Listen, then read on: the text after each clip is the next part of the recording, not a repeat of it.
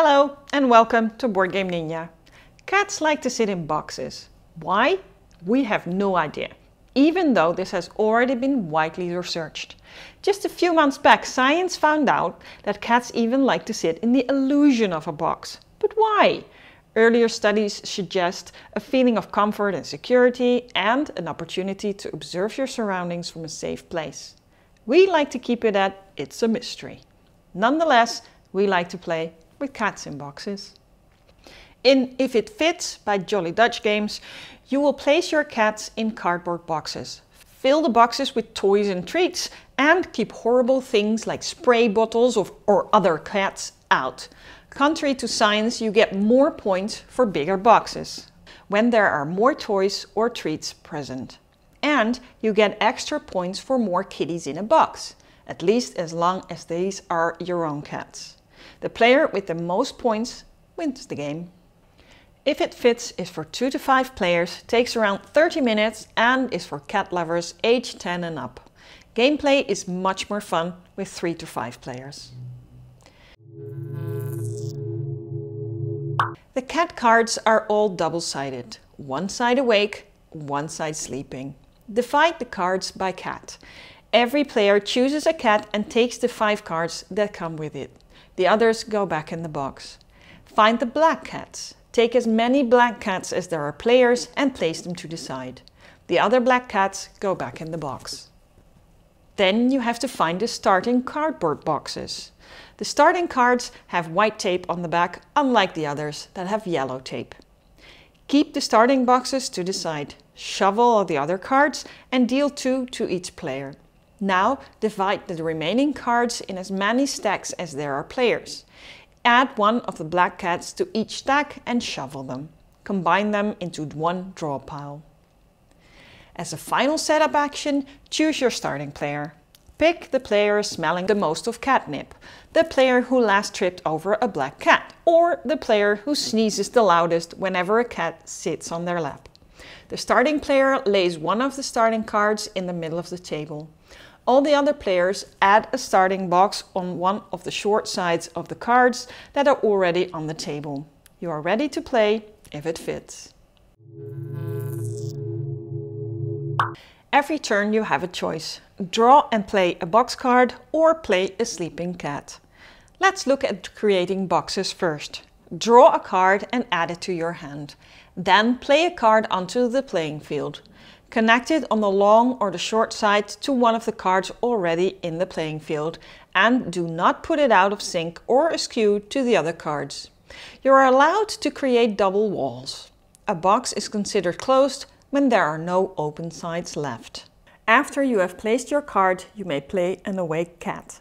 But there are several restrictions because cats are quirky creatures. You can place a cat on 2 cards that are adjacent along the long side. One of the cards the cat occupies must have been played by you this turn.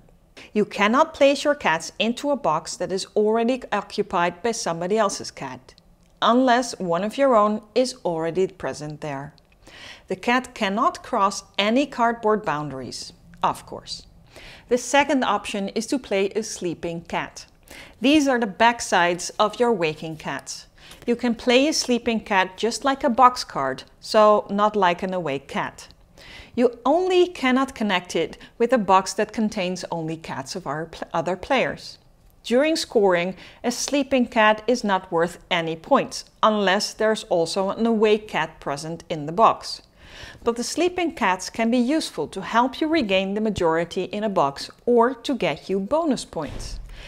Bear in mind you only have 5 cat cards in total, so choose carefully. A box with a cat in it will score points at the end of the game, but only to the player with the most cats. If you have more cats in a box, every cat after the first will score you 1 bonus point. You also look at the toys and treats in the box. Count which toy or treat is the most present in the box. Each of that kind gives 1 point to the owner of the box. This box, for example, is worth 3 points. Cats hate water, so every spray bottle in a box deducts 1 point from the total of the box. If you manage to close your box, the points for cat toys, treats, but also spray bottles are doubled. As we said, the player who has the most cats in a box owns it and gets the points, but you can't place a cat in a box belonging to another player. So how do you get more cats in a box? By connecting boxes. Suddenly the whole situation changes. And what is more fun, every player can do this, so even if they hold no stake in the whole cats and boxes situation. This way, two boxes that were each quiet and peaceful can become fiercely contested battlegrounds in a single turn. If there is a tie, both players get the full number of points. And then we have the ultimate bullying card, the Black Cat, who also happens to be a princess. No surprises there. When a player decides to use her, Princess replaces any cat in the playing area, thus denying a player scoring a box or changing the ownership of a box. Because messing things up is Princess's game. The replaced cat goes back to its owner. Lastly, there are 3 special toy cards with double toys on them. Whenever you draw them, you must play them immediately. You add it to an existing box in the same way you would place a cat. If there are no boxes available, you can play it as a cardboard box card.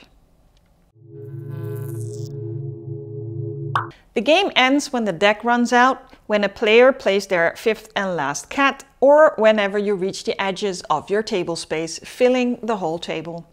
Play continues, but players do not draw cards anymore and are not allowed to play sleeping cats. When all players have depleted their hand, scoring begins.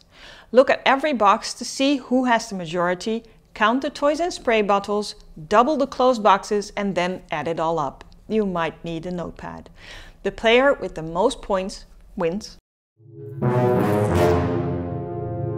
If it fits, has the potential to turn quickly from a cutesy cat game to grim land grab, where you battle for every box on the field. You're constantly balancing between adding extra toys and defending your box against intruders.